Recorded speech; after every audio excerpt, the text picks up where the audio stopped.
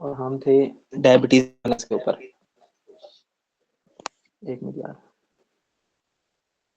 तो मुझे आवाज नहीं है कि अगर किसी का कोई क्वेश्चन हो तो माइक ओपन करके सवाल पूछ ले। अच्छा, स्टार्ट करते हैं आज का टॉपिक। बुक से ऊपर पहले देख लेते हैं कि आज हमने पढ़ना क्या है। अच्छा देखें, कल हमने डायबिटीज मेलाइटिस की थी। डायबिटीज मेलाइटिस हमारी हो गई थी। आज हमें क्रोनिक कॉम्प्लिकेशन करनी है, ये हमारी आ गई थी कल। और इसके बाद हमने आगे आकर हमने हाइपरग्लाइसीमिया करना है। क्या करना है? हाइपरग्लाइसीमिया करना है। हाइपरग्लाइसीमिया करने के बाद हम इंशाल्लाह कुशिंग सिंड्रोम की तरफ आएंगे, और कुशिंग सिंड्रोम करके हम इंशाल्लाह रीनल सफिशिएंसी कर पाएंगे। जितना पोर्शन आज हम 1 घंटे के अंदर कवर कर सके, नेक्स्ट 55 मिनट्स में हम वो आज करेंगे, वरना फिर बाकी जो रह जाएगा वो इंशाल्लाह हम कल करेंगे। और एक और बात कि इंशाल्लाह ना कल मैं फुल ट्राई करूंगा कि ना आपकी ये जो मतलब एंडोक्राइन सिस्टम है ना, ये कल आपकी इसकी पैथोलॉजी भी कंप्लीट हो जाए। इस तरह आपकी फिजियोलॉजी और एनाटॉमी खत्म हुई थी ना 4-5 दिन के अंदर, इस तरह इंशाल्लाह ये 8 लेक्चर्स के अंदर ना एंडोक्राइन की पूरी पैथोलॉजी हमने खत्म की है। इंशाल्लाह कल अगर ये खत्म होगी तो 8 दिनों में ये खत्म हो जाएगी। फिर इंशाल्लाह ये फार्मा वाला पोर्शन है। ये फार्मा भी बड़ी नहीं है, इसकी सिर्फ 3 पेजेस है। ठीक है, इसमें भी डायबिटीज मेलाइटिस की जो थेरेपी है ना, ये इंपॉर्टेंट है। बाकी सारी कोई इतनी खास इंपॉर्टेंट नहीं, वो होगी भी सही तो हम पढ़ लेंगे। ठीक है, चलें, अब मैं उम्मीद करता हूँ कि आप सबको समझ लगती होगी। तो हम चलते हैं हमारे टॉपिक की तरफ।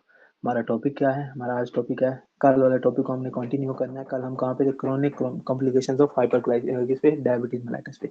आते हैं हम अपनी की तरफ नोट्स के ऊपर, और हम शुरू कर रहे हैं आज का टॉपिक।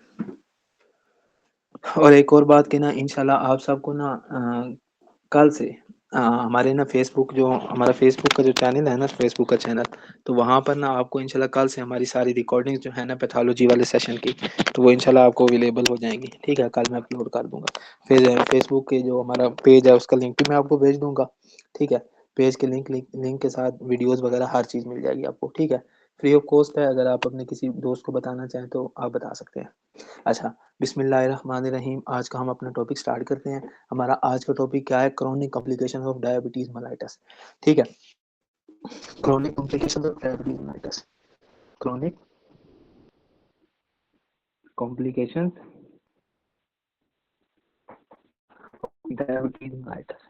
ठीक है, ये आज का है हमारा टॉपिक। तो इसमें हमने सबसे पहले क्या पढ़ना है? अक्यूट हो गई थी, अब आते हैं क्रोनिक के ऊपर। क्रोनिक में क्या है? क्रोनिक में ना ये ना ब्लड वेसल्स के अंदर मसला होता है। मैंने कल थोड़ा थोड़ा सा इसके बारे में इंट्रो दिया था, हिंट दिया था। अब जो बाकी पोर्शन है मैं आपको अभी मैं समझा देता हूँ। अच्छा देखिएगा, देखिएगा, ये जो हमारा ना, जो हमारा ये होता है ना, क्या नाम है इसका, क्रोनिक हाइपरग्लाइसीमिया, इसमें होता क्या है? ये जो हमारी ग्लूकोज है ना, ग्लूकोज, ये ना कुछ और प्रोडक्ट्स के अंदर चेंज होने लग जाता है।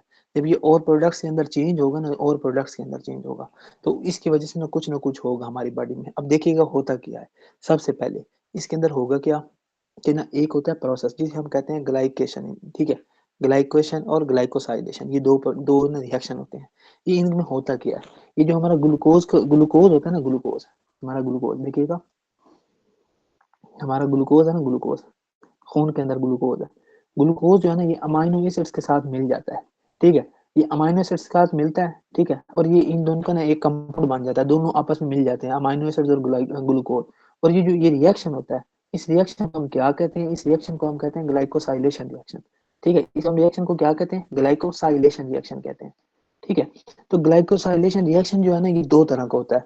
एक जो होता है ना ग्लाइकोसाइलेशन रिएक्शन, इसमें ना एंजाइम इन्वॉल्व होता है। एंजाइम की मौजूदगी के अंदर ना, ये जो हमारा ग्लूकोज और अमाइनो आपस में मिलते हैं।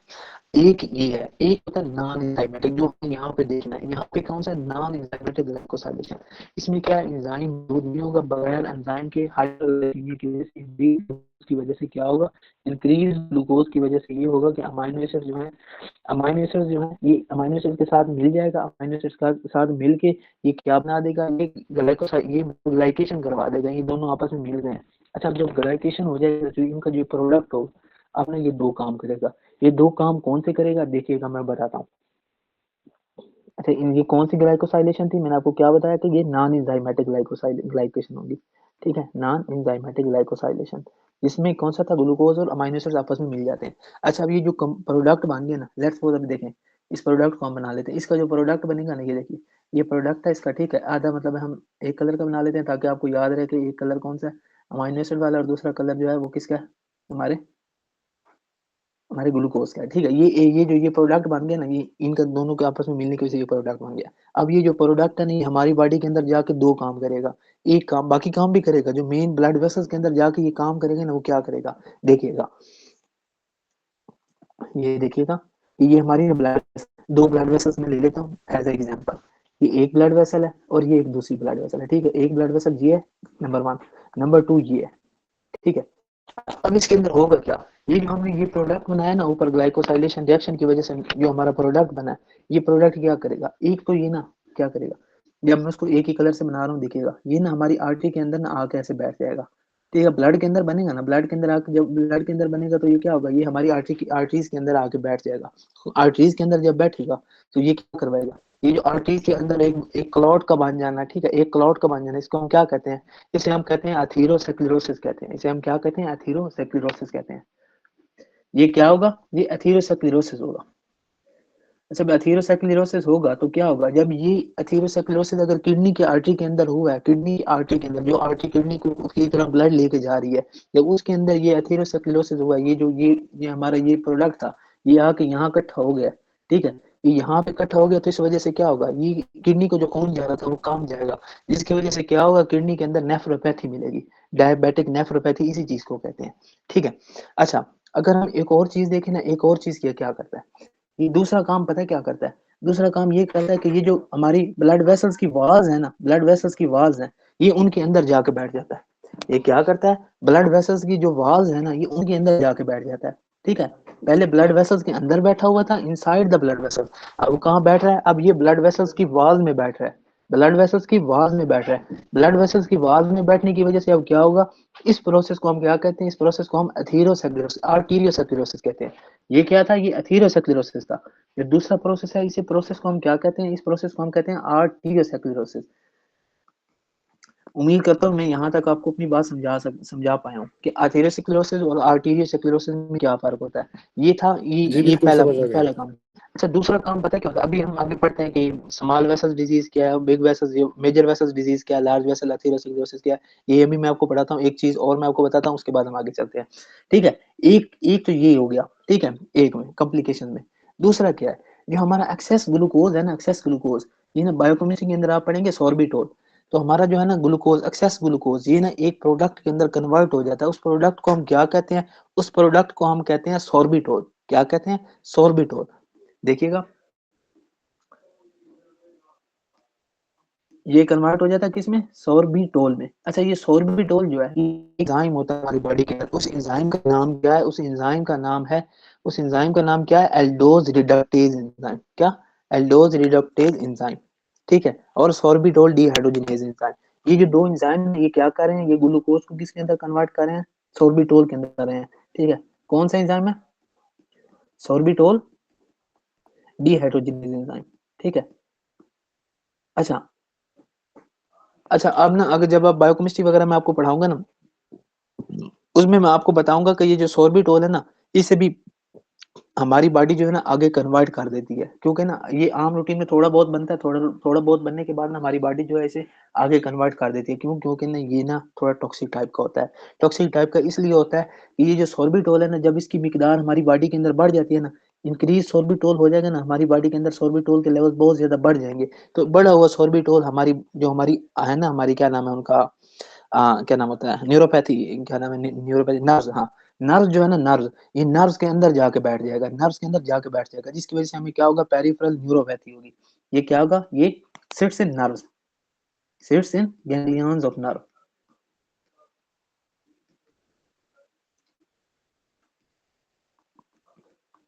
इसकी वजह से क्या होता है, इसकी वजह से होता है हमें डायबिटिक न्यूरोपैथी होती है।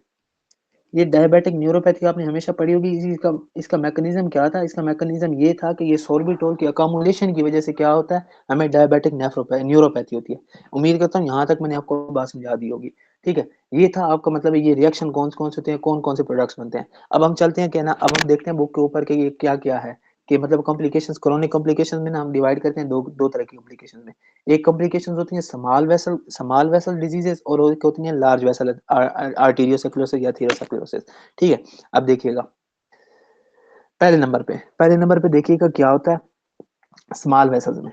ठीक है, ये है वो जो हमारा ग्लाइकेशन हुई थी ना, ग्लाइकोसाइलेशन हुई थी, ये उसकी वजह से ये कौन कौन सी बीमारी हो रही है। पहली है स्मॉल वेसल डिजीज, ठीक है।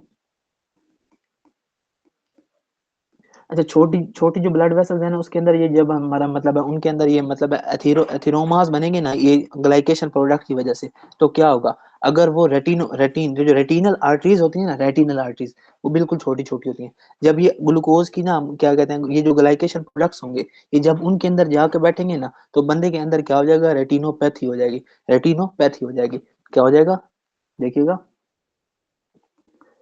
रेटिनोपैथी हो जाएगी। अच्छा, रेटिनोपैथी हो जाएगी, दूसरा क्या होगा, इस बंदे के अंदर ना एक्वस ह्यूमर जो है ना, ग्लूकोज के ज्यादा होने की वजह से ना, ग्लूकोज जैसे कि ओस्मोटिक, ग्लूकोज ओस्मोटिक मतलब प्रोडक्ट है ना, तो ये ओस्मोटिक प्रोडक्ट होने की वजह से ये क्या करेगा, ये ना बंदे के अंदर एक्वस ह्यूमर जो है ना, उसके मिकदार को ज्यादा कर देगा, जिसे हम क्या कहते हैं, ग्लाउकोमा कहते हैं, ग्लूकोमा कहते हैं, ठीक है।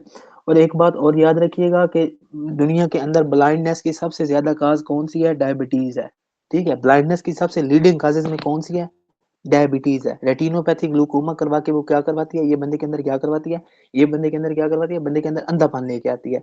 अच्छा, अगर हम इससे आगे चले ना, ये न्यूरोपैथी, न्यूरोपैथी से क्या मतलब है, देखिएगा, न्यूरोपैथी। अच्छा, जो मैंने आपको क्या बताया था कि किडनी की तरफ कौन सी आर्टरी लेके जाती है, उस आर्टरी को हम क्या कहते हैं, इस आर्टरी को हम क्या कहते हैं, रीनल आर्टरी कहते हैं, ठीक है। अच्छा, रीनल आर्टरी के अंदर ना ये मतलब इकट्ठे होने लगे, बंदे के अंदर क्या होगा, बंदे के अंदर एक रीनल आर्टरी के अंदर मतलब एथीरोमा बन गया। ये जहाँ पे ये ब्लड फिल्टर होता है, ये वहां पे जाके बन गया, क्या कहते हैं, ये वहां पे जाके ना ये क्या करवाएंगे, ये ग्लोमेरुलोस्क्लेरोसिस करवाएंगे। अब ग्लोमेरुलोस्क्लेरोसिस का क्या मतलब है, आपने पढ़ा था नेफ्रॉन, नेफ्रॉन के बारे में आपको सबको पता होगा।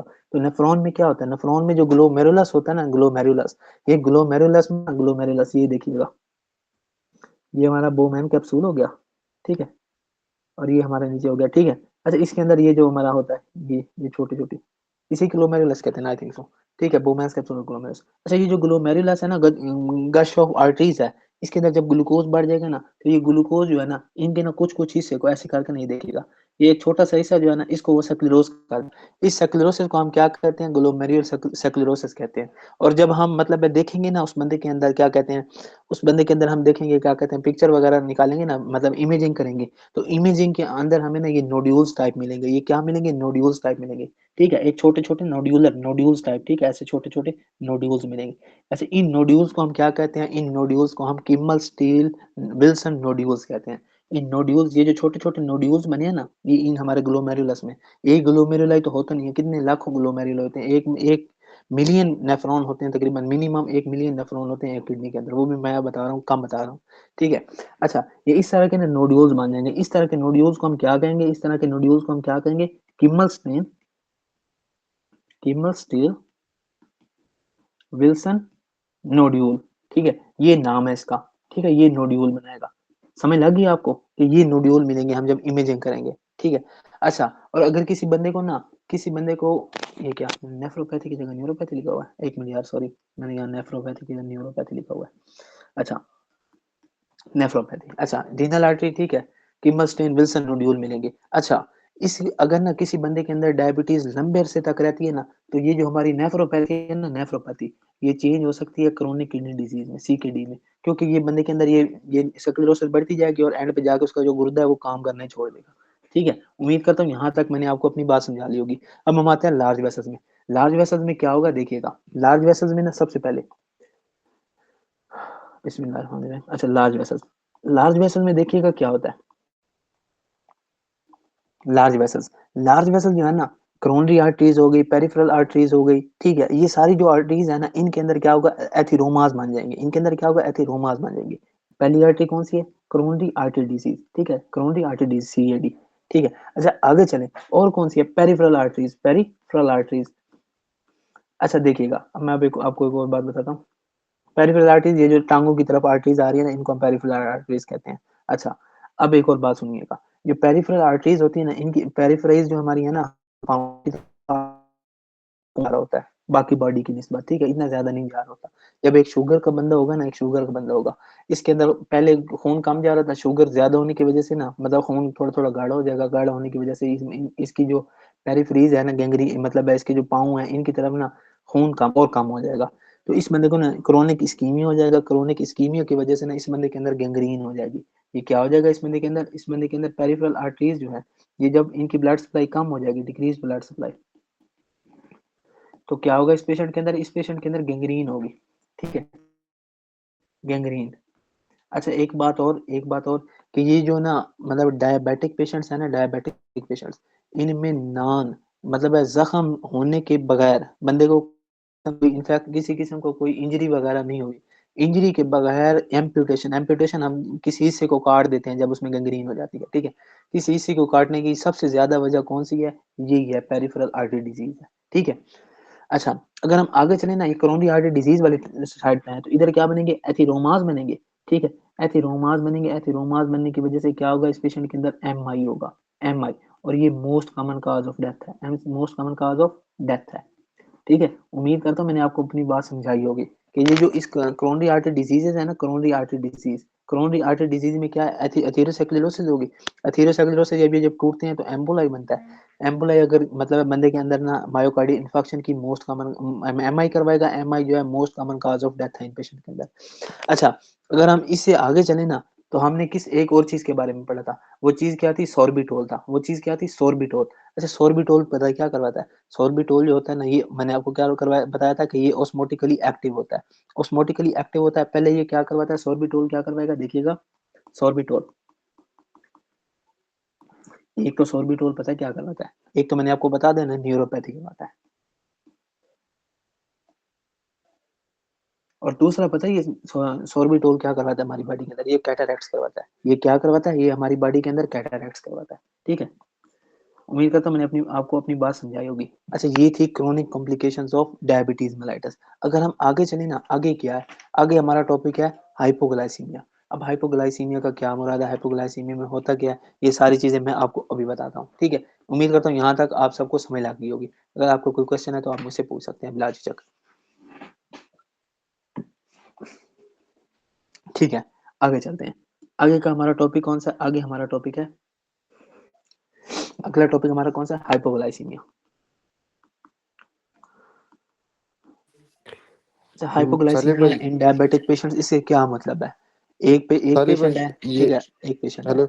उसने उसको ना डॉक्टर ने लिख के दिया कि ना उसने 10 यूनिट लगाने हैं इंसुलिन के। ठीक है, वो इंसुलिन की थेरापी के ऊपर है, इंसुलिन की थेरापी के ऊपर है। तो उसने कितने लगाने हैं, 10 यूनिट्स लगाने हैं इंसुलिन के। पर वो क्या करता है, वो कहता है जी मैंने एक ही दिन में ठीक होना है, मैंने आज ही सारी बीमारी खत्म करनी है, मैंने अपनी सारी शुगर ठीक कर देनी है। वो क्या करता है, वो उठता है, वो 10 की जगह 20 यूनिट लगा लेता है। तो 20 यूनिट लगाने की वजह से उसके अंदर क्या होगा, उसके अंदर हाइपोग्लाइसीमिया हो सकता है। ठीक है, उसके अंदर क्या हो सकता है, हाइपोग्लाइसीमिया हो सकता है। और क्या हो सकता है इस पेशेंट के अंदर, इस पेशेंट के अंदर और क्या काज हो सकती है हाइपोग्लाइसीमिया की। एक, वो जो पेशेंट है हमारा, ये पेशेंट जो है ना हमारा, ये क्या है, ये हमारा जो पेशेंट है, ये ना कोई ऐसी दवाई ले रहा है, ऐसी दवाई जिसकी वजह से इसके अंदर इंसुलिन की जो सक्रीशन है ना बढ़ गई है। क्या हो गया, इंसुलिन की सक्रीशन बढ़ गई है। ठीक है, ये थी कॉमन काजेज ऑफ, क्या कहते हैं, हाइपोग्लाइसीमिया। और क्या काज हो सकती है, अगर कोई बंदा खुराक सही तरह नहीं ले रहा। ठीक है, डायबिटिक पेशेंट है और अपनी खुराक जो मतलब खाना वगैरह खा रहा है ना, खाना वगैरह ठीक टाइम पे नहीं ले रहा, या प्रॉपर नहीं खा रहा, प्रॉपर ना खाने की वजह से इसके अंदर क्या हो सकता है, हाइपोग्लाइसीमिया हो सकता है। और क्या हो सकता है, अगर ये पेशेंट एक्सरसाइज करने लग जाए। ठीक है, ये पेशेंट क्या एक्सरसाइज करने लग जाए या किसी किस्म की सीवियर फिजिकल एक्टिविटी करने लग जाए, तो इसके अंदर हो सकता है हाइपोग्लाइसीमिया हो सकता है। अच्छा अगर हम इसकी सिम्टम्स वगैरह की तरफ आए, तो इसके सिम्टम्स में क्या होगा, देखिएगा सिम्टम्स ऑफ हाइपोग्लाइसीमिया। अच्छा इसकी सिम्टम्स में सबसे पहले क्या होगा, अगर हम इसकी सिम्टम्स देखें ना, पहले सिम्टम क्या है, इसमें ना इस बंदे के अंदर पाल्पिटेशंस होंगी, इसके दिल की धड़कन बहुत ज्यादा बढ़ जाएगी। ठीक है, और क्या होगा, ये पेशेंट है एनजीएस होगा, एनजीएस मतलब कि ये एंजाइटी का शिकार हुआ होगा। और क्या होगा, इसके अंदर ना मतलब बेचैनी सी होगी, ट्रेमर्स वगैरह होंगे। ठीक है, और क्या होगा, इस पेशेंट के अंदर ना भूख लगी होगी, पसीना बहुत ज्यादा आ रहा होगा, ठंडा किस्म का पसीना। इसको ना आज मैं आपको ना एक पिक्चर भेजूंगा अभी क्लास के बाद, हाइपोग्लाइसीमिया के निमोनिक्स, वही 4 निमोनिक्स हैं, 4 मतलब फीचर्स हैं, वो आप याद कर लेंगे ना, तो इंशाल्लाह आपको कभी भी जरूरत नहीं पड़ेगी कि आप हाइपोग्लाइसीमिया के फीचर्स कभी भूल सकें। ठीक है, देखिएगा मैं 2-4 फीचर लिख देता हूँ। पहला कौन सा फीचर है, देखिएगा स्वेटिंग। ठीक है, इसके बाद और क्या है, इसके बाद इस बंदे के अंदर क्या है, पाल्पिटेशन है। अच्छा और क्या हो सकता है इस बंदे के अंदर, और इस पेशेंट के अंदर क्या हो सकता है, इसके अंदर हो सकता है सीजर्स हो सकते हैं, विजुअल डिस्टर्बेंसेस हो सकती हैं। ठीक है, विजुअल डिस्टर्बेंसेस क्या है कि ये इसको सही तरह नजर नहीं आ रहा होगा, इसको इसके आंखों के आगे ना धुंधला धुंधला हो रहा होगा, चक्कर चक्कर टाइप इसको आ रहे होंगे, ठीक है। कंफ्यूजन होगी इसको, ये कंफ्यूज होगा कि ये कहाँ पे है, ये भूल रहा होगा, ठीक है। उसके बाद और क्या है, ये बंदा ना सीजर्स में होगा, और एक सीजर के साथ स्टॉपर लिखा हुआ है, स्टॉपर बेहोशी की हालत को कहते हैं, ठीक है। उम्मीद करता हूँ यहाँ तक मैंने आपको अपनी बात समझा ली होगी, ठीक है। अच्छा एक बात और याद रखिएगा, ये ना एक बात ये मैंने वैसे पढ़ी थी फार्मा के अंदर, यहाँ बुक के अंदर भी उम्मीद करता हूँ लिखी हुई आई थिंक सो। बात ये है, अगर ना डायबिटीज का पेशेंट आपके पास आता है, डायबिटीज का पेशेंट, और साथ में ना वो एक दवाई ले रहा है, ठीक है। कौन सी दवाई ले रहा है, देखिएगा, एक पेशेंट है डायबिटीज का,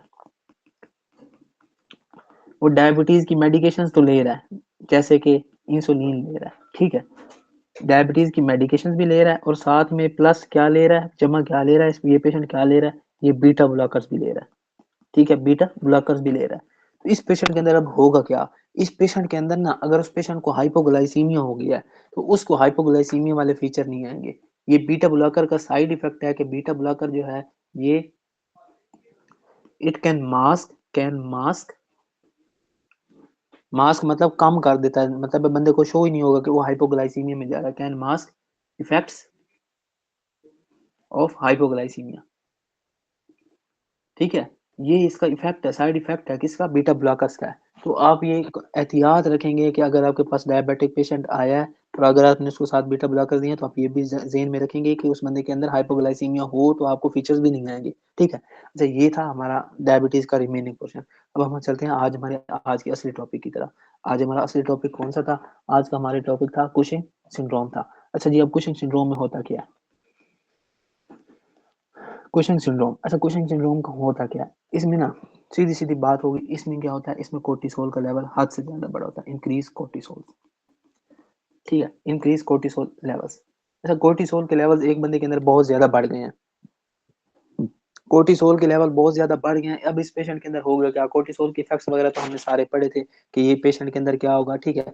कि ये कोर्टिसोल, अच्छा हाँ एक बात और, ये कोर्टिसोल रिलीज कहाँ से होता है, एड्रिनल कॉर्टेक्स से। अच्छा अब आ जाते हैं, ये जो हमारा कुशिंग सिंड्रोम है ना, कुशिंग सिंड्रोम, इसकी काजेज कौन सी हैं, इसकी काजेज में क्या आता है, ठीक है, इसकी काजेज में क्या आएगा, उसके अलावा हम देखेंगे कि इसके अंदर और क्या होगा।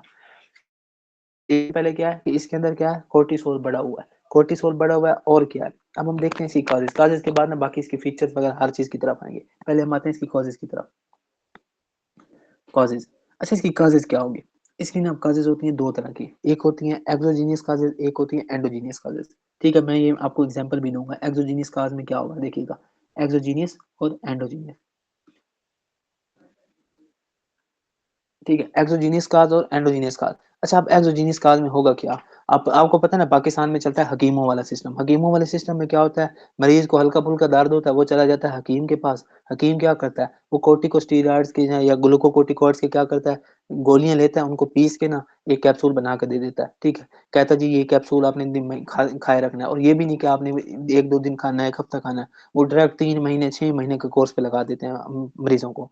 इस वजह से क्या होता है, वो स्टीरॉइड्स लेने की वजह से मरीज जो है वो ठीक तो हो जाता है, वो ठीक हो जाता है, पर उसके अंदर एक और पंगा हो जाता है, उसके अंदर पंगा क्या होता है कि उसके कोर्टिसोल के लेवल्स बढ़ जाते हैं। अब जब ये कोर्टिसोल के लेवल बढ़ते हैं तो ये एक चला जाता है इसके अंदर कुशिंग सिंड्रोम के अंदर चला जाता है। कुशिंग सिंड्रोम के सारे फीचर मैं आपको अभी समझाता हूँ, पढ़ाता हूँ, बल्कि इसकी पूरी पिक्चर दिखाता हूँ। पर अभी फिलहाल आप यहाँ तक यकीन देखिएगा कि एक्सोजीनियस काज में क्या होगा, ये बंदा बाहर से क्या ले रहा है, स्टीरॉइड्स ले रहा है, ठीक है, स्टीरॉइड यूज, ठीक है। अरे स्टीरॉइड यूज कर रहे थे, इसकी वजह से इसकी क्या होगा। एक और बात, अगर ना आप लोगों ने, अब मुझे नहीं याद कि आपने ये क्लास ली थी कि नहीं ली थी, देखिएगा आपको मैं एक छोटी सी पिक्चर बना के समझाता हूँ, ये देखें, ये है हमारा हाइपोथैलेमस, हाइपो, ठीक है, ये हमारा है पिट्यूटरी, पिट्यूटरी और क्या है, ठीक है, और ये हमारा क्या है, ये है हमारा एड्रीनल ग्लैंड, ठीक है। ये जो हमारा क्या कहते हैं हाइपोथैलेमस है, इससे क्या रिलीज होता है, ये सीआरएच बनाता है, ठीक है। ये सीआरएच यहाँ आता है और यहाँ से क्या रिलीज करवाता है, एसीटीएच रिलीज करवाता है, और एसीटीएच एड्रीनल ग्लैंड के ऊपर आगे क्या रिलीज करवाता है, कोर्टिसोल रिलीज करवाता है, ठीक है। कोर्टिसोल रिलीज करवाता है और क्या करवाता है, एंड्रोजन वगैरह रिलीज करवाता है, एंड्रोजन डीएचईए, ठीक है। लिख लें अगर आपने डीएचईए भी लिखना तो, ठीक है। अच्छा, ये 2 चीज़ें रिलीज़ करवाता है, ठीक है? एसीटीएस हार्मोन। अच्छा, अब ये तो हो गया पॉज़िटिव, ये पॉज़िटिव साइड होगी। नेगेटिव साइड क्या होगी? ये जो है, ये जाके ऊपर जाके इनहिबिट करेगा? ये नहीं करेगा। फीडबैक नेगेटिव फीडबैक मैकेनिज़्म, ये आप सबने पढ़ा हुआ है कि एक चीज़ जो बन रही है वो पीछे जाके अपनी प्रोडक्शन को कम कर रही है, इसे हम क्या कहते हैं? फीडबैक मैकेनिज़्म कहते हैं। अच्छा देखिए, अब इस पेशेंट के अंदर क्या होगा? स्टेरॉइड यूज़ होगा। स्टेरॉइड यूज़ होने की वज़ह से इस पेशेंट के अंदर क्या होगा? इस पेशेंट के अंदर जो इसके जो कोर्टिसोल के लेवल बढ़े होंगे, बढ़े होंगे। अच्छा, कोर्टिसोल लेवल बढ़े होंगे तो क्या होगा? इसके अंदर एसीटीएच के लेवल्स कम होंगे।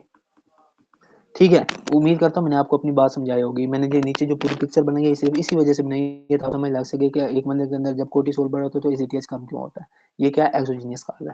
ठीक है, एक्सोजीनियस में क्या है? वो सिर्फ स्टीरॉइड्स वाली बात है। ये स्टीरॉइड्स वाली बात आपने हमेशा हमेशा याद रखनी है, ठीक है? स्टीरॉइड्स वाली बात। अच्छा, आगे चलते हैं। आगे कहाँ चलते हैं? एंडोजीनियस काज में। एंडोजीनियस काजेज़ में क्या होगा? कुशिंग सिंड्रोम पढ़ रहे हैं, कुशिंग सिंड्रोम में क्या है? एंडोजीनियस काज में क्या होगा? एंडोजीनियस में काज में क्या हो सकता है? जहाँ एड्रीनल ग्लैंड है उसका कोई ट्यूमर हो सकता है। अब एक बंदे को एड्रीनल ग्लैंड का ट्यूमर होगा, तो एड्रीनल ग्लैंड जो है अन्य वाह को क्या कहते हैं? कोर्टिसोल बनाया जाएगा। तो इस बंदे के अंदर क्या होगा? एड्रीनल ग्लैंड ट्यूमर या एडिनोमा, ठीक है? अच्छा, और क्या है? एड्रीनल ग्लैंड का कार्सिनोमा हो सकता है। और क्या हो सकता है? और एड्रीनल हाइपरप्लेजिया हो सकता है। ठीक है? एड्रीनल हाइपरप्लेजिया, मैं आपको ये सारे टर्म समझाता हूँ। कैंसर और एडिनोमा, इनमें तो आप फ़र्क कर लेंगे ना? जो होता है ना हमारा, क्या नाम है इसका, एड्रीनल ग्लैंड का एडिनोमा, इसका क्या मतलब है? एक बंदे को उसके ग्लैंड हुआ है, और कार्सिनोमा का क्या मतलब है? उसको मैलिग्नेंट कैंसर हुआ है। मैलिग्नेंट मतलब कहीं और से भी आ सकता है। अच्छा, हाइपरप्लेजिया और क्या है? Ectopic production. अच्छा, एक्टोपिक प्रोडक्शन पता है क्या होती है? एक्टोपिक प्रोडक्शन में ना ये चीज़ होती है एक्टोपिक प्रोडक्शन में, कि उसका जो ये हार्मोन है ना, एड्रीनल ग्लैंड के अलावा कहीं और से बन रहा है। एड्रीनल ग्लैंड से मतलब एड्रीनल ग्लैंड के अलावा और कहाँ से बन सकता है? कि कुछ ट्यूमर्स होते हैं, उन ट्यूमर्स को हम कहते हैं न्यूरो एंडोक्राइन ट्यूमर्स। उन ट्यूमर्स को हम क्या कहते हैं? Neuro endocrine tumours. Neuro endocrine tumours मैंने कल जो या परसों परसों जो हम क्लास हमने ली थी ना, परसों क्लास में भी मैंने आपको दिखाया था, परसों क्लास में, कि जो हमारा एक्टोपिक प्रोडक्शन या न्यूरो एंडोक्राइन ट्यूमर जो होते हैं, न्यूरो एंडोक्राइन ट्यूमर्स में कौन-कौन सी चीज़ मतलब कहाँ-कहाँ से बनते हैं, ठीक है? और कौन-कौन से मतलब है उनमें मतलब है मार्कर्स होते हैं। अच्छा, एक है ये स्मॉल लंग कार्सिनोमा, ठीक है? ये क्या है? स्मॉल लंग कार्सिनोमा जो है ना, इसके अंदर एक्टोपिक प्रोडक्शन होती है। फेफड़ों के अंदर से एड्रेनोकोर्टिकोट्रोपिक हार्मोन की प्रोडक्शन होने लग जाती है। उम्मीद करता हूँ यहाँ तक मैंने आपको अपनी बात समझाई होगी। अच्छा, ये थी कुशिंग सिंड्रोम के एंडोजीनियस और एक्सोजीनियस काज़। अच्छा, एक चीज़ और होती है, अगले पेज पे आते हैं। एक चीज़ और होती है, उसे हम पता है क्या कहते हैं? उसे हम कहते हैं कुशिंग डिसीज़ कहते हैं। उसे क्या कहते हैं? कुशिंग डिसीज़ कहते हैं। देखिएगा, कुशिंग डिजीज़। अच्छा, कुशिंग डिजीज़ में पता है क्या होता है? कुशिंग डिजीज़ में ना मसला जो होता है, प्रॉब्लम जो होता है, किसके साथ होता है? पिट्यूटरी ग्लैंड के साथ। इस पेशेंट के अंदर क्या होगा? पिट्यूटरी एडिनोमा होगा। पिट्यूटरी एडिनोमा, इसका क्या मतलब है पिट्यूटरी एडिनोमा का? पिट्यूटरी एडिनोमा मीन्स कि उस पेशेंट के अंदर जो पिट्यूटरी ग्लैंड है ना, उसका ट्यूमर हुआ पड़ा है। पिट्यूटरी ग्लैंड का ट्यूमर हुआ पड़ा है, तो इस बंदे के अंदर क्या होगा? इस बंदे के अंदर इंक्रीज़्ड एसीटीएच होगा और इंक्रीज़्ड कोर्टिसोल होगा। और हम क्या देखेंगे जब हम इमेजिंग करेंगे ना, इमेजिंग करेंगे। इमेजिंग के ऊपर ना हम इस पेशेंट के अंदर ना इमेजिंग के ऊपर हम इस पेशेंट के अंदर बाइलेटरल एड्रीनल हाइपरप्लेसिया देखेंगे। अच्छा, मैं ये आपको इसकी मतलब भी समझाता हूँ कि हाँ, ये क्यों होगा। एसीटीएच की जब स्टिमुलेशन बढ़ जाएगी ना, ज़्यादा से जितना ज़्यादा एसीटीएच सिक्रीट हो रहा है, वो ज़्यादा से ज़्यादा एसीटीएच जब इसकी तरफ आएगा ना, वो क्या करेगा? वो पेशेंट की जो है ना, मतलब है, जो हमारा पेशेंट है, इसके अंदर क्या करवाएगा? ज़्यादा से ज़्यादा मतलब है स्टिमुलस करेगा। जितना ज़्यादा स्टिमुलस होगी तो सेल जो है उतने ज़्यादा मतलब है साइज़ बढ़ेंगे, ताकि वो स्टिमुलस की मतलब है रिस्पॉन्स कर सके। अच्छा, ये जो हमने ये पीछे पढ़ा है, इसमें एक्सोजीनस काज में क्या था? एसीटीएच कम हो रहा था। क्या हो रहा था? देखिएगा, एसीटीएच कम हो रहा था। अच्छा, ये सारी काजेज़ हैं, adrenal gland adenoma, adrenal carcinoma, adrenal hyperplasia और एक्टोपिक क्या कहते हैं? प्रोडक्शन। इन सारों में पता है क्या होता है? इन सारों में भी एसीटीएच कम होता है, क्योंकि ये सारा जो है फीडबैक मैकेनिज्म दे रहे हैं। यही नेगेटिव फीडबैक मैकेनिज्म जो मैंने आपको यहाँ पे दिखाया है, ये जो मैंने ये चीज़ आपको दिखाई है ना, ये सारे जो हैं ये भी ऐसे कर रहे हैं, फीडबैक मैकेनिज्म दे रहे हैं। तो एंडोजीनियस जो बाकी काजेज़ हैं, क्या कहते हैं, पिट्यूटरी एडिनोमा कुछ डिजीज़ के अलावा बाकी सारे में एसीटीएच के लेवल्स कम होंगे, ठीक है? अच्छा, ये थी आपका यहाँ तक का टॉपिक। अच्छा, अगर आगे चलें ना, आगे एक और चीज़ की तरफ हम चलते हैं, वो क्या है? ये जो हमारा है ना, क्या नाम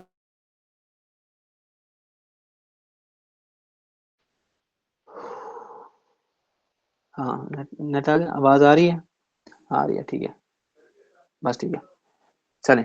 अच्छा, क्या है, अच्छा ये जो एसीटीएच की जब ज्यादा प्रोडक्शन होती है ना, तो एसीटीएच जो है ना वो अकेला नहीं बनता। ठीक है, एसीटीएच जो है वो अकेला नहीं बनता। जब एसीटीएच अकेला नहीं बनता ना, इसके साथ एसीटीएच के साथ एक और चीज बनती है। एसीटीएच के साथ और चीज क्या बनती है? वो बनती है एमएसएच। ठीक है, मिलेनोसाइट स्टिमुलेटिंग हार्मोन। ये मिलेनोसाइट स्टिमुलेटिंग हार्मोन पता है क्या करवाता है? बंदे के अंदर हाइपर पिगमेंटेशन करवाता है।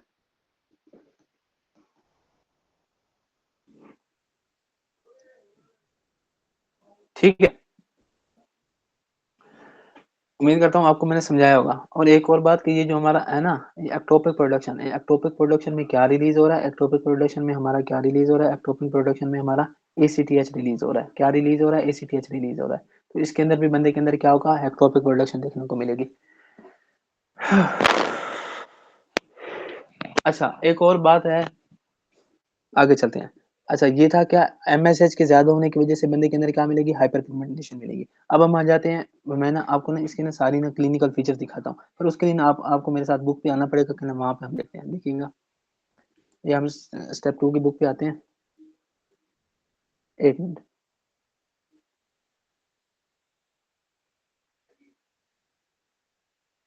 एक सेकंड। एंडोक्राइनोलॉजी 123। ठीक है। अच्छा, इस पेशेंट के अंदर ना एक एक सेकंड बस, सॉरी यार, ये ना मैं याद नहीं रहा, पहले देखना पड़ा, मुझे याद है कि यहाँ पे ना अच्छी इसके ना क्लिनिकल फीचर्स अच्छी तरह लिखे हुए हैं। ठीक है, कौन सा हमारा टॉपिक था आज का?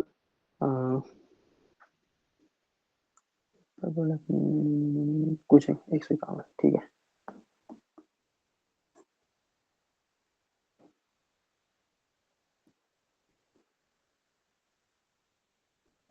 अच्छा, ये देखें, ये मैं सिर्फ आपको ना ये पिक्चर दिखाने के लिए लेके आया हूँ। अब नहीं, ये सारे जो फीचर्स है ना, ये कुशिंग सिंड्रोम, क्या कुशिंग डिजीज में भी यही फीचर्स आएंगे, कुशिंग सिंड्रोम के अंदर भी यही फीचर्स आएंगे। अब देखिएगा ये फीचर कौन से हैं। ठीक है, जब इस बंदे के अंदर क्या है, एक, इस बंदे के अंदर मिलेगी बुफेलो हम्प मिलेगा। ठीक है, क्या मिलेगा? बुफेलो हम्प मिलेगा। बुफेलो हम्प का क्या मतलब है? बुफेलो हम्प कि ये जो ना मतलब इसके इस बंदे के अंदर ना कोर्टिसोल, मैंने आपको वैसे फंक्शन बताया था कि कोर्टिसोल जो होता है डायबिटोजेनिक होता है, बंदे के अंदर ग्लूकोज के लेवल्स को बढ़ा रहा होता है। ठीक है, तो ये क्या करवाएगा, ये कैसे करवाता है? ये लिपोलाइसिस करवाता है। लिपोलाइसिस लिपो क्या करवाता है?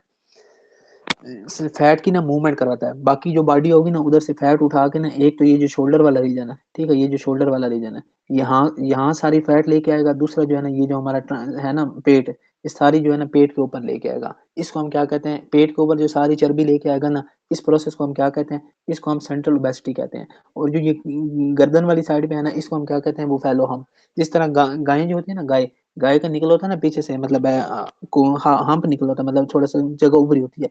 इसी तरह इस बंदे के अंदर बुफेलो हम्प देखने को मिलते हैं। अच्छा, और क्या होगा? और ना इस पेशेंट के अंदर ये देखिएगा, इस पेशेंट का जो मुंह होगा ना, मुंह ये देखें, इस बंदे का मुंह जो है ना, ये मुंह क्या होगा? चांद की तरह होगा, गोल मुंह होगा। तो इसे हम क्या कहेंगे? मून फेस कहेंगे। अच्छा, हिर्सुटिज्म का क्या मतलब है? हिर्सुटिज्म का मतलब ये है कि फीमेल है, फीमेल के अंदर हायर आने लग गए हैं, हेयर ऑन फेस। ठीक है, उम्मीद करता हूँ यहाँ तक मैंने आपको ये बात समझाई होगी। अच्छा, और क्या है? थिन एंड रिंकल्ड स्किन, ये इसकी वजह क्या है? इसकी वजह मैंने आपको क्या बताई है, कि ये जो फैट है ना, फैट, ये फैट की ना मूवमेंट करवाता है, फैट की री डिस्पोजिशन करवाता है। कैसे करवाता है? रीपोजिशन कैसे करवाता है फैट को? ये सारी फैट जो है, मतलब बाकी सारी बॉडी की जो फैट्स है ना, उनको उठा के एक शोल्डर की तरफ ले जाता है, दूसरी हमारे पेट वाली साइड पे ले जाता है। तो ये क्या करवाता है? इस तरह ये जो बाकी एरियाज हैं, उन सारों पे क्या हो जाएगा? उन सारों के ऊपर क्या हो जाएगा? स्किन जो होगी वो थिन हो जाएगी। और क्या मिलेगा हमें? एब्डोमिनल स्ट्राया मिलेगा। अच्छा, ये एब्डोमिनल स्ट्राया कैसे मिलेगा? जब मैंने आपको कोर्टिसोल हार्मोन के फंक्शन पढ़ाए थे ना, मैंने क्या करवाया था, बताया था कि कोर्टिसोल हार्मोन जो है वो कोलेजन की सिंथेसिस को कम करता है। जब ये कोलेजन की सिंथेसिस को कम करेगा ना, इस वजह से हमारे इन पेशेंट्स के अंदर स्ट्राया देखने को मिलते हैं। उम्मीद करता हूँ कि मैंने आपको अपनी बात समझाई है कि ये एब्डोमिनल स्ट्राया क्यों मिल रहे हैं, क्योंकि ये कोलेजन की सिंथेसिस को कम करेगा। कोलेजन की सिंथेसिस जब कम होगी, उस वजह से इस पेशेंट के अंदर क्या होगा? एब्डोमिनल स्ट्राया देखने को मिलेगा। ठीक है, और क्या मिलेगा? और इस पेशेंट के अंदर ना, जब ये पेशेंट है, इसके अंदर ना हाइपरटेंशन, बल्कि अभी इधर आते हैं, बून्स की तरफ आते हैं। ऑस्टियोपोरोसिस कैसे करवाएगा? ऑस्टियोपोरोसिस के बाद और ये जो है इसके बाकी फंक्शन ये कैसे करेगा? देखिएगा, एक, ये ना ऑस्टियो जो हमारे हैं ना, इन एक ये ऑस्टियो जो मतलब हमारे हैं ना, ऑस्टियोक्लास्ट, ऑस्टियोक्लास्ट उनकी ना एक्टिविटी को बढ़ा देगा।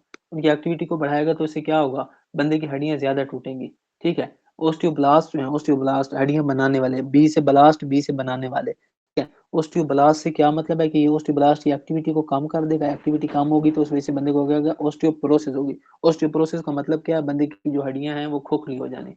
अच्छा, उसके अलावा और क्या करवाएगा? ये देखें, ये स्किन अल्सर्स है ना, पुअर हीलिंग लिखा हुआ है, इसका क्या मतलब है? ये बंदे के अंदर फिब्रोब्लास्ट की एक्टिविटी को कम कर देगा। अगर अब मैं फिब्रोब्लास्ट ये आपको ना, अगर आप कोर्टिसोल हार्मोन के फंक्शन वाला मेरा लेक्चर देख लेना, उसमें आपको ये सारा क्लियर हो जाएगा, ठीक है? तो क्या है कि ये जो बंदा है इसमें स्किन अल्सर्स क्यों देखने को मिलेंगे? क्योंकि इसके अंदर कोलेजन कम होगा। कोलेजन कम होगा तो इस पेशेंट के अंदर क्या मिलेगा? पुअर वाउंड हीलिंग मिलेगी। परपुरा क्यों मिलेगा? परपुरा क्यों मिलेगा? क्योंकि ये हमारे पेशेंट्स के अंदर क्या करवा, ये खून वगैरह जो है ना, खून उसको पतला करता है, ठीक है? इम्यून सिस्टम को कम करता है, इम्यून सिस्टम को जब ये कम करेगा ना, उस वजह से इस पेशेंट के अंदर परपूरा देखने को मिलेगा, ठीक है? उम्मीद करता हूँ यहाँ तक मैंने आपको अपनी बात समझाई होगी। जब आगे आ जाते हैं कि कार्डियक हाइपरट्रोफी कैसे करवाता है।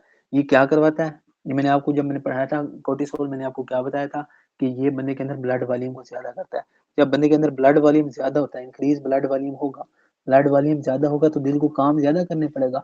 जब दिल को ज़्यादा काम करने पड़ेगा तो दिल को क्या होगा, दिल की हाइपरट्रोफी हो जाएगी, ठीक है? अच्छा, इंसुलिन रेजिस्टेंस कैसे करवाता है? अगले इसके फीचर की तरफ आते हैं।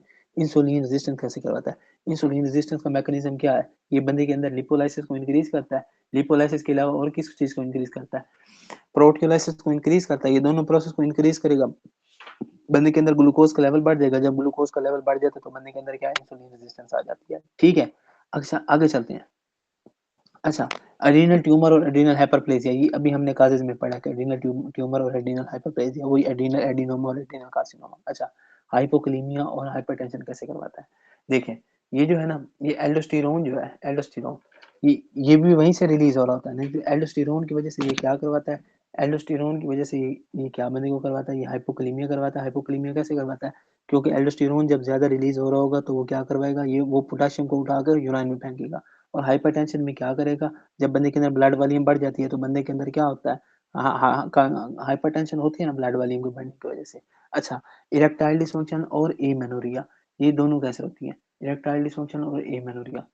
अच्छा, इनमें इनमें क्या फीचर है? ये जो एंड्रोजन्स एंड्रोजन्स थे ना, एंड्रोजन्स, ये एंड्रोजन्स के ना मतलब मिकदार जो है वो ऊपर नीचे होने की वजह से ना इस पेशेंट के अंदर क्या हो जाता है, इस पेशेंट के अंदर एमेनोरिया हो जाता है। फीमेल होगी तो अगर उसमें डाईहाइड्रोटेस्टोस्टेरोन बढ़ जाएगा, डाईहाइड्रोटेस्टोस्टेरोन की बढ़ने की वजह से ना इस पेशेंट के अंदर क्या होता है, एमेनोरिया हो जाता है, ठीक है? टेस्टोस्टेरोन बढ़ने की वजह से, एंड्रोजन्स बढ़ने की वजह से, ठीक है? ये थे हमारे कुशिंग सिंड्रोम के फीचर थे। अच्छा, अगर हम आए ना कुशिंग सिंड्रोम के फीचर क्या कहते हैं, इन्वेस्टिगेशन के ऊपर आए,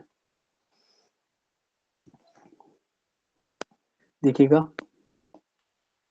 इन्वेस्टिगेशन। अच्छा, इन्वेस्टिगेशन पता है हम क्या करते हैं? 3 टेस्ट हैं, तीनों टेस्ट, ठीक है? वो करते हैं, उनसे हमें पता चल जाता है। पहला टेस्ट कौन सा है? पहला टेस्ट हमारा है high dose dexamethasone suppression test, ठीक है? पहला कौन सा? High dose dexamethasone suppression test,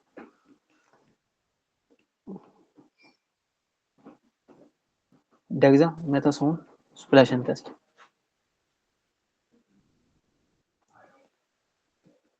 ठीक है? ये एक टेस्ट हो गया। अच्छा, अगर हम दूसरे टेस्ट की तरफ आए तो इस बंदे के अंदर दूसरा टेस्ट कौन सा करेंगे? High high dose dexamethasone test में पता है क्या करते हैं?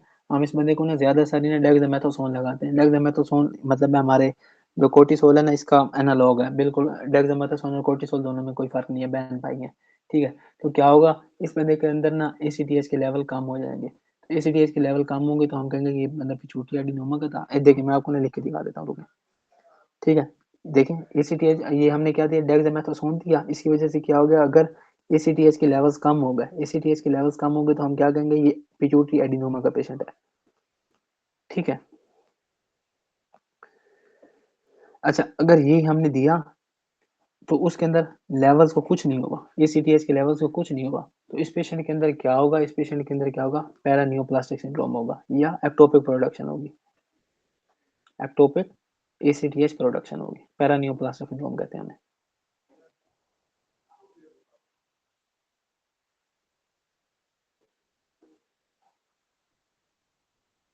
ठीक है?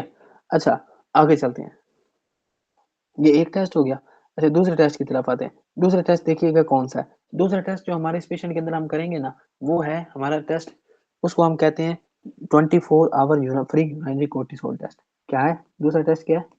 24 आवर फ्री यूरिनरी कोर्टिसोल। ठीक है, और इसके अलावा हम और क्या चेक करते हैं? इसके अलावा हम एक और चीज चेक करते हैं कि लेट नाइट स्लाइवरी कोर्टिसोल। ठीक है, ये तीन टेस्ट करते हैं हम क्या कुशिंग सिंड्रोम के पेशेंट के अंदर। ठीक है, इसके अंदर होगा क्या देखिएगा, ये जो ये इसमें भी कोर्टिसोल के लेवल बढ़े होंगे, और लेट नाइट जब हम कोर्टिसोल के लेवल चेक करेंगे इसमें भी पेशेंट के अंदर क्या कोर्टिसोल के लेवल जो है वो बढ़े हुए होंगे। ठीक है, उम्मीद करता हूँ ये देखें, ये बढ़े हुए होंगे। ठीक है, अच्छा ये थे इसके टेस्ट। अच्छा डायग्नोसिस हो गया, डायग्नोसिस के अलावा और इसके अंदर कोई ट्रीटमेंट वगैरह तो नहीं करना हमने? हाँ ट्रीटमेंट। अच्छा ट्रीटमेंट पता है क्या है? ट्रीटमेंट इसके अंदर हम पता है क्या करते हैं? ट्रीटमेंट इसका बिल्कुल सिंपल है। ट्रीटमेंट, अगर इसको एंडोजीनियस काज है ना, एंडोजीनियस, तो एंडोजीनियस काज क्या था? ट्यूमर थे ना, तो हम सर्जरी कर देंगे। ठीक है, अगर एक्सोजीनियस काज था मतलब बाहर से वो हकीम की दवाइयां खा रहा था, तो हम एक्सोजीनियस काज को रिमूव कर देंगे।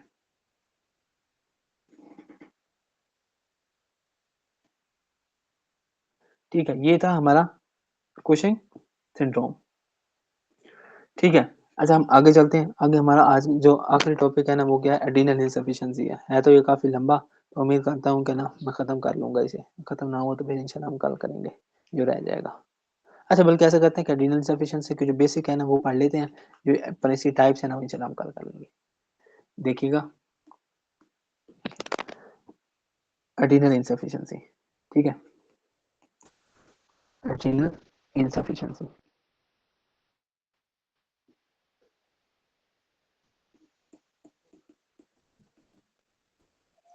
अच्छा एड्रीनल इनसफिशिएंसी के अंदर होगा क्या? एड्रीनल इनसफिशिएंसी का मतलब क्या है कि बंदे का जो एड्रीनल ग्लैंड है ना, वो एड्रीनल ग्लैंड अपने फंक्शन सही तरह नहीं कर रहा।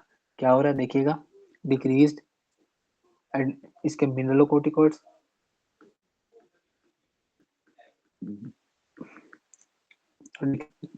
डिक्रीज्ड ग्लूकोकोर्टिकॉइड्स। ठीक है, ये दोनों जो है ना इसके जो दोनों काम है कम हो जाएंगे, ये दोनों काम सही तरह नहीं कर पाएगा। ठीक है, अब हम आते हैं इसकी ना वजूहात की तरफ आते हैं। ऐसी कौन सी वजूहात हैं जिसकी वजह से ये बंदा जो है ये मतलब है नहीं कर पा रहा? या इसके अलावा हम रास सिस्टम पढ़ लें, क्योंकि रास सिस्टम का हमने इसमें फंक्शन पढ़ना है, बल्कि रास सिस्टम देख लेते हैं, अगर अभी पढ़ना हो तो पढ़ लेंगे, अदरवाइज कल कर लेंगे। अच्छा, इसके अंदर ना बंदे के अंदर होता क्या है? हम ना बल्कि टाइप्स की तरफ आते हैं, चलो एक 5-7 मिनट ज्यादा पढ़ लेंगे। पहली टाइप क्या है? इसके अंदर ये एड्रेनल इनसफिशिएंसी के क्या है? मिनरलोकोर्टिकॉइड कम है, ग्लूकोकोर्टिकॉइड कम है। अच्छा, इसकी ना टाइप्स की तरफ आते हैं। अच्छा इसकी टाइप्स की तरफ आते हैं।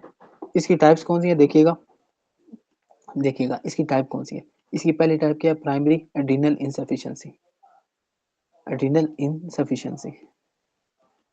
अच्छा प्राइमरी एड्रीनल इनसफिशिएंसी का मतलब क्या है? एड्रीनल ग्लैंड का अपना मसला है। एड्रीनल ग्लैंड जो है वो एड्रीनल ग्लैंड तबाह हो गया है। एड्रीनल ग्लैंड क्या हो गया? तबाह हो गया। इस वजह से क्या इस पेशेंट के अंदर क्या है देखिएगा, एड्रीनल ग्लैंड तबाह हो गया, डैमेज। ठीक है, damage adrenal gland, adrenal gland खराब हो गया। एड्रीनल ग्लैंड के खराब होने के बाद इस पेशेंट के अंदर क्या हुआ? इस पेशेंट के अंदर कोर्टिसोल भी कम हो गया, एल्डोस्टेरोन भी कम हो गया। ठीक है, ये दोनों हार्मोन इस पेशेंट के अंदर क्या हो गया? कम हो गए। ठीक है, ये जो दोनों है ये इस पेशेंट के अंदर कम हो गए। अच्छा अब इसमें इस पेशेंट के अंदर होगा क्या? इस पेशेंट को फीचर कौन कौन से देखने को मिलेगा, मिलेगा देखिएगा। इस पेशेंट के अंदर क्या हो गया? इस पेशेंट के अंदर क्या है? एल्डोस्टेरोन के लेवल बहुत ज्यादा गिर गए हैं। एल्डोस्टेरोन के लेवल जब गिरेंगे, देखिएगा एक मिनट अगले पेज पे आते हैं। अच्छा डिक्रीज एल्डोस्टेरोन, अब एल्डोस्टेरोन करता क्या था? एल्डोस्टेरोन हमारे पेशेंट के अंदर सोडियम रिटेंशन करवाता था। जब एल्डोस्टेरोन कम हो गया तो सोडियम की रिटेंशन कम हो जाएगी। सोडियम रिटेंशन कम हो जाएगी, सोडियम रिटेंशन कम होगी तो बंदे के अंदर क्या होगा? बंदे के अंदर होगा हाइपोनेट्रीमिया होगा। डिक्रीज सोडियम मतलब क्या है? हाइपोनेट्रीमिया। अच्छा, अच्छा जब सोडियम बंदे के अंदर कम रीअब्जॉर्ब हो रहा है तो उसका पानी भी कम हो रहा है। जब पानी कम हो रहा है तो इस पे इस सिचुएशन को हम क्या कहते हैं? इस सिचुएशन को हम क्या कहते हैं? इस सिचुएशन को हम कहते हैं हाइपोवोलीमिया कहते हैं। ठीक है, अच्छा और क्या हो रहा है? और इस पेशेंट के अंदर क्या हो रहा है? इस पेशेंट के अंदर पोटेशियम के लेवल्स बढ़ रहे हैं। क्यों बढ़ रहे हैं? क्योंकि जो हमारा एल्डोस्टेरोन था वो पोटेशियम के लेवल्स को क्या करता है? कम करता है। जब पोटेशियम के लेवल्स को कम करता है और हाइड्रोजन के लेवल्स को ज्यादा करता है, ये पोटेशियम और हाइड्रोजन के लेवल्स को ज्यादा कम करता है दोनों को। दोनों को यूराइन में फेंकता है। जब उसके अपने लेवल्स कम हो गए, उसके अपने लेवल्स कम होने के बाद बंदे के अंदर क्या होगा, एक हाइपोनेट्रीमिया होगा, दूसरा हाइपोवोलीमिया होगा, तीसरा क्या होगा, तीसरा उस बंदे के अंदर क्या होगा, हाइपरकलीमिया। अच्छा, और जब इस पेशेंट के अंदर एसिड एच पॉजिटिव का लेवल्स बढ़ जाएंगे तो इस पेशेंट के अंदर क्या होगा, एसिडोसिस होगा। एच पॉजिटिव बढ़ने की वजह, एच पॉजिटिव क्या होता है, हाइड्रोजन आयन, ये एसिडोसिस को शो करते हैं, ठीक है। इस पेशेंट के अंदर क्या होगा, ये फीचर्स आएंगे। अच्छा, अगर हम दूसरे फीचर्स की तरफ चलें, दूसरे फीचर्स इस पेशेंट के अंदर पता कौन से हैं, देखिएगा। एल्डोस्टेरोन कम हुआ तो इसके अंदर ये फीचर मिले। दूसरा हार्मोन कौन सा काम हो रहा है, कोर्टिसोल काम हो रहा है। कोर्टिसोल का काम होने की वजह से क्या होगा, ये क्या काम होगा, देखिएगा। कोर्टिसोल क्या करवा रहा था, बीपी को ज्यादा करवा रहा था। इसकी वजह से क्या होगा, बीपी कम हो जाएगा, डिक्रीज बीपी। बीपी क्यों कम होगा, अब ये सारा कोर्टिसोल के फंक्शंस के अंदर ये सारा काम लिखा हुआ है। अच्छा, और क्या होगा, और इस पेशेंट के अंदर हाइपोग्लाइसीमिया हो जाएगा। ठीक है, हाइपोग्लाइसीमिया क्यों होगा, क्योंकि हम कोर्टिसोल को डायबिटोजेनिक कहते हैं। ठीक है। अच्छा, ये सारा। अच्छा, जब हम इस पेशेंट के अंदर ना, इस पेशेंट के अंदर हम जब लैब्स चेक करेंगे ना, लैब्स जब लेबोरेटरी की तरफ जाएंगे, तो लेबोरेटरी में जाएंगे ना, तो लेबोरेटरी में क्या होगा, देखिएगा। इस पेशेंट के अंदर ना हमें क्या चीज मिलेगी, लैब्स जब हम इस पेशेंट की चेक करेंगे ना, लैब्स, तो एक सी आर एच बढ़ा होगा, सी आर एच, ठीक है, कोर्टिको रिलीजिंग हार्मोन, ईसीटीएच भी बढ़ा होगा। अब आपने मुझे समझाना है कि ईसीटीएच क्यों बढ़ा हुआ था, क्योंकि इस पेशेंट के अंदर कोर्टिसोल कम था। कोर्टिसोल कम था तो कोर्टिसोल ने जाकर फीडबैक मैकेनिज्म के थ्रू इन दोनों की सिक्रीशन को ज्यादा कर दिया। ईसीटीएच भी ज्यादा था और एमएसएच भी ज्यादा था। अच्छा, अब एमएसएच ज्यादा ना, एमएसएच के ज्यादा होने की वजह से इस पेशेंट के अंदर क्या होता है, हाइपर पिगमेंटेशन होता है। ये अभी हम कुचिंग सिंड्रोम के अंदर भी पढ़ के आए हैं। ठीक है। अच्छा, अच्छा, इस पेशेंट के अंदर अब हमें सिम्टम कौन कौन सी मिलेंगी, देखिएगा। सिम्टम, सिम्टम, पहली सिम्टम कौन सी देखने को मिलेगी, इस पेशेंट के अंदर हमें क्या मिलेगा, हाइपर पिगमेंटेशन आपको बता दी, एब्डोमिनल पेन, ये भी हो गया, नाजिया वोमिटिंग, ये सारी आती हैं ऊपर। जो ये सारी फीचर क्या है इस पेशेंट के अंदर, क्या है, सिम्टम्स है। ठीक है। अच्छा, ये सारे सिम्टम्स ऊपर मैंने ये लिखवा दिए आपको, हाइपोनेट्रीमिया होगा, हाइपरकलीमिया होगा, एसिडोसिस होगा, बीपी कम होगा, ठीक है, हाइपोटेंशन होगी, हाइपोग्लाइसीमिया होगा। बाकी नाजिया वोमिटिंग ये हर किसी के अंदर ही होती है। ठीक है। और क्या होगा, और इस पेशेंट के अंदर ना, ये जो बीपी कम है ना, बीपी कम, इस वजह से इस पेशेंट के अंदर ना पोस्चुरल हाइपोटेंशन होगी। पोस्चरल हाइपोटेंशन के क्या है, जब बंदा खड़ा होगा तो बंदा के खड़े होने की वजह से क्या होगा, उसका बीपी गिर जाएगा, उसको चक्कर आने लग जाएंगे, इसको हम पोस्चरल हाइपोटेंशन कहते हैं, हाइपोटेंशन कहते हैं। अच्छा, अब ना आ जाते हैं काजेस के ऊपर, काजेस कौन सी है, देखिएगा। कॉजेस, अच्छा, कॉजेस, पहली काज क्या है इस पेशेंट के अंदर, इसमें पहली काज जो है ना, ऑटो इम्यून है। ठीक है। अब देखिएगा, एक काज है ऑटो इम्यून काज है, और दूसरी काज कौन सी है, टीबी है। ठीक है। जो ऑटो इम्यून काज है ना, ऑटो इम्यून काज, ये कॉमन है, कॉमन इन डेवलप्ड कंट्रीज।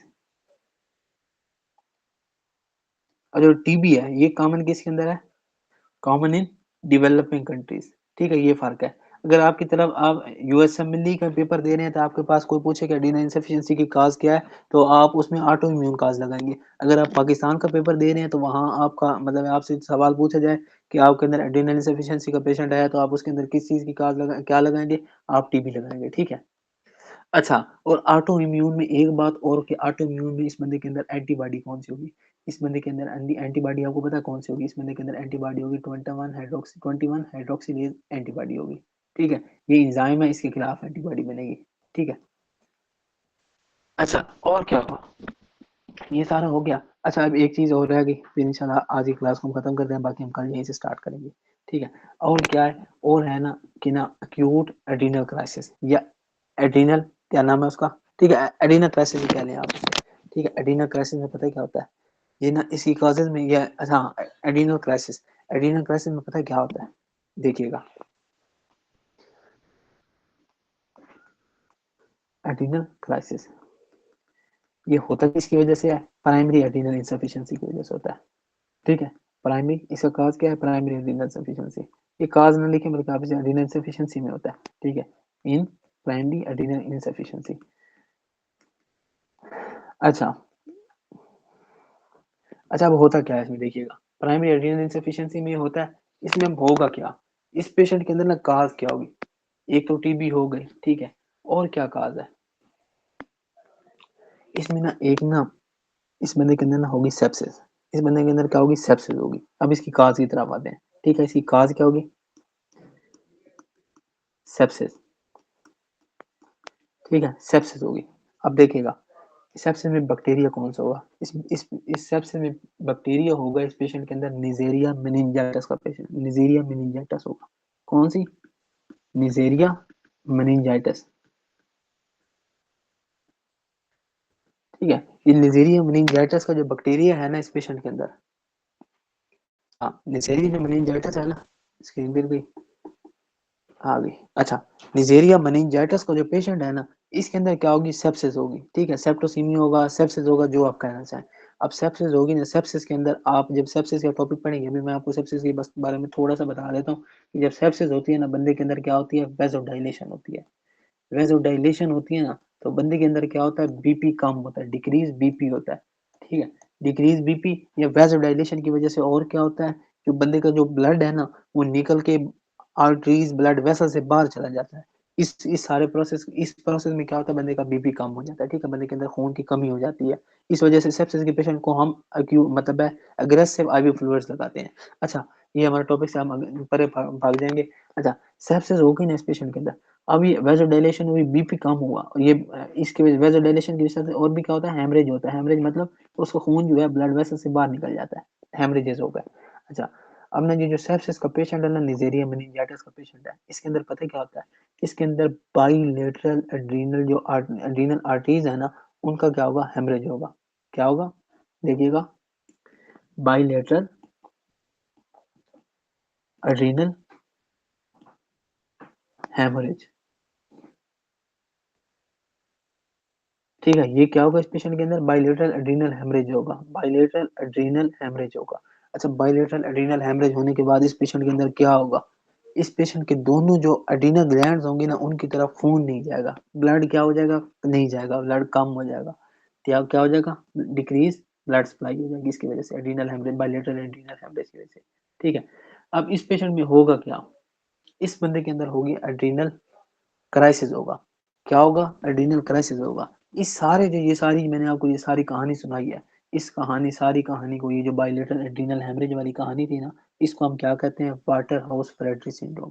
इसे क्या कहते हैं, Waterhouse Friderichsen syndrome, Waterhouse Friderichsen syndrome. ठीक है, ये था। ठीक है, क्या है, उस पेशेंट के अंदर क्या हुआ है, सेप्सिस हुई है, किस बैक्टीरिया की वजह से, निजेरिया मेनिंजाइटिस की वजह से। ठीक है, और क्या हुआ है, इस वजह से इस पेशेंट के अंदर क्या हुआ है, बाइलेटरल एड्रीनल हेमरेज हुआ है। बाइलेटरल एड्रीनल हेमरेज की वजह से उस पेशेंट के अंदर आगे क्या हो गया, उसे वाटर हाउस फ्रेडरिचसन सिंड्रोम हो गया। ठीक है, अच्छा, एक और बात, ये यू वर्ल्ड का पॉइंट है। ठीक है, यू वर्ल्ड का पॉइंट मैं आपको लिखवा रहा हूँ कि एक पेशेंट है, वो आपके पास शॉक शॉक में आया, शॉक में। ठीक है, शॉक में आया, शॉक, देखिएगा, ये यू वाइल्ड का पॉइंट है, यू वाइल्ड। ठीक है, पहला पॉइंट, शॉक में आया, शॉक।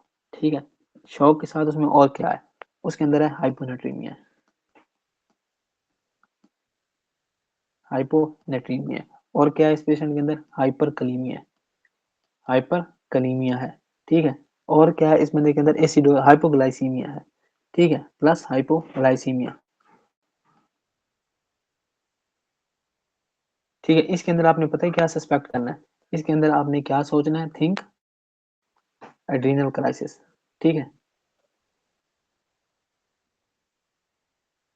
ये क्या है, एड्रीनल क्राइसिस का पेशेंट है। अच्छा, ये यूवर्ल्ड का एक पॉइंट मैंने ये लिखवा दिया आपको, एक पॉइंट मैं आपको और लिखवाता हूँ, ये एक पॉइंट नंबर 1 हो गया। अच्छा, पॉइंट नंबर 2 लिखवाता हूँ। एक पेशेंट आपके पास आया, ठीक है, देखिएगा, उसके अंदर क्या है, एड्रीनल क्राइसिस है,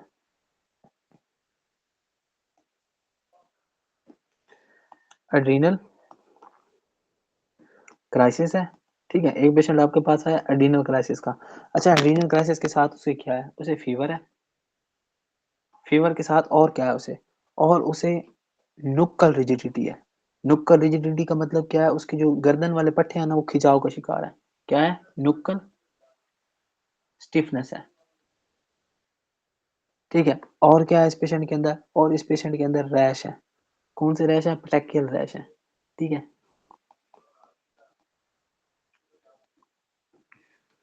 अच्छा, ये आपके पास एक पेशेंट आया, ठीक है, तो आप ना इसके अंदर क्या सोचेंगे, इसके अंदर आप एक बीमारी के बारे में सोचेंगे, उस बीमारी को हम क्या कहते हैं, देखिएगा, इस पेशेंट के अंदर आपने किस बारे में सोचना है? इस पेशेंट के अंदर आपने मेनिंजियोकोकल मेनिंजाइटिस के बारे में सोचना है। किसके बारे में? मेनिंजियोकोकल मेनिंजाइटिस। ठीक है? उम्मीद करता हूँ मैंने आपको अपनी बात समझाई होगी जो मैं आपको समझाना चाह रहा था। ठीक है? एक ओए क्या हो गया? ये नहीं साफ होता।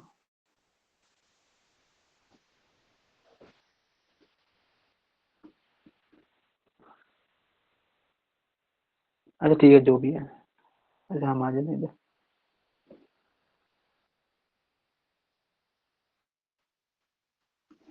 एक ये और एक ये। ठीक है? ये 2 चीज़ें आपने हमेशा याद रखनी है, ठीक है? ये था आज की आपकी क्लास इंशाल्लाह जो सेकेंडरी रीनल क्राइसिस है, रीनल इनसफिशिएंसी है और टर्शियरी रीनल इनसफिशिएंसी है। ये और जो बाकी रह गया ना इंशाल्लाह हम कल खत्म करेंगे और परसों मंडे से इंशाल्लाह हम स्टार्ट करेंगे क्या? एड्रीनल ग्लैंड की फार्माकोलॉजी और सॉरी एंडोक्राइन सिस्टम की फार्माकोलॉजी। ठीक है? उम्मीद करता हूँ मैंने आपको अपनी जो बातें थी समझाई होंगी। ठीक है? ओके, आज के लिए इतना ही। अल्लाह हाफ़िज़।